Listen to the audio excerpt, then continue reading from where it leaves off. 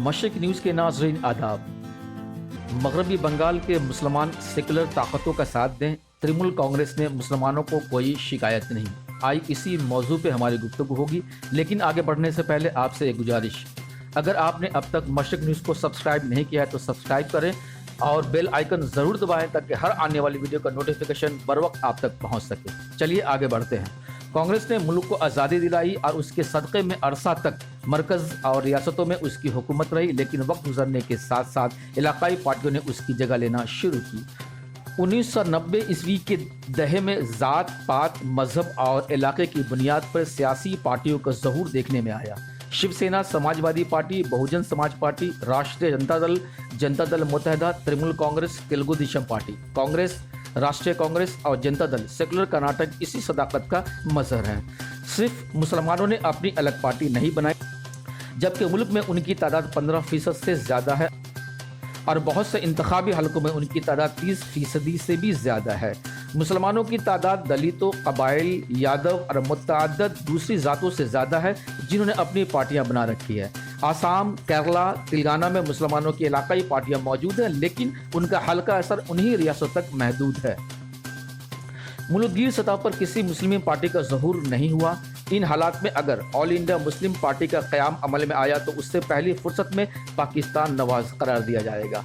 आज़ादी के बाद ऑल इंडिया मुस्लिम लीग पर पाबंदी लगा दी गई। इंडियन यूनियन मुस्लिम का वजूद केरला तक सिमट गया, लेकिन वो हिंदुस्तान नवाज है। मुल्क के दिगर हिस्सों में मुसलमान सेकुलर पार्टियों के हक में वोट देते रहे हैं।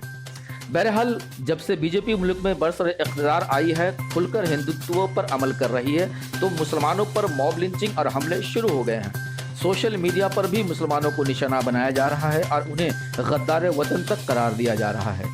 कभी मुसलमान कांग्रेस पर भरोसा करते थे और समझते थे कि वो उनके जान व माल, इज्जत व आबरू की रखवाली करेगी, लेकिन अब कांग्रेस ने भी नेहरू की विरासत सेकुलरिज्म को छोड़कर नर्म हिंदुत्व की रविश अख्तियार कर ली है।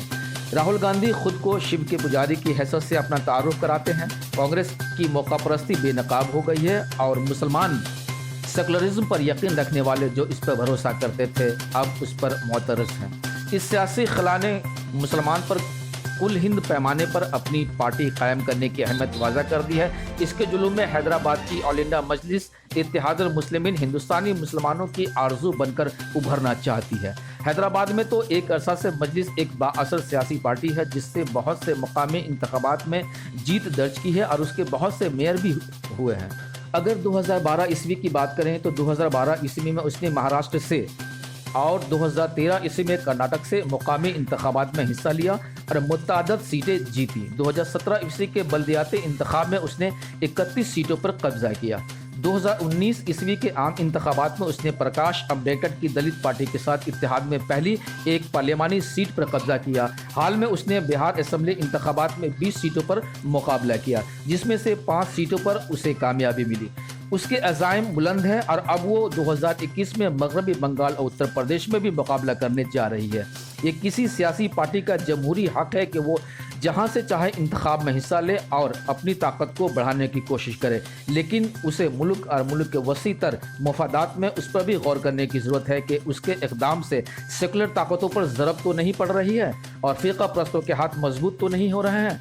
मगरबी बंगाल में मुसलमानों को कोई मसला नहीं है और तृणमूल कांग्रेस ने उनकी वाजिब ज़रूरतों का लिहाज करते हुए उन्हें किसी शिकायत का मौका नहीं दिया है। समाजी नफरत पैदा करने वाली बीजेपी इस वक्त मुल्क की सबसे बड़ी दुश्मन पार्टी है और सारी तवज्जो उसे शिकस्त देने पर मबजूल होनी चाहिए। ऐसे में मजलिस का इंतखाबी मैदान में उतरना सेकुलरिज्म को कमज़ोर करना और फ़िरका परस्तों के हाथ मजबूत करने के मुतरादिफ होगा। इस पर ओवैसी और मुसलमान दोनों को गौर करने की ज़रूरत है। बस अब तक के लिए इतनी, फिर एक नई अपडेट के साथ आपकी खिदमत में हाजिर होंगे।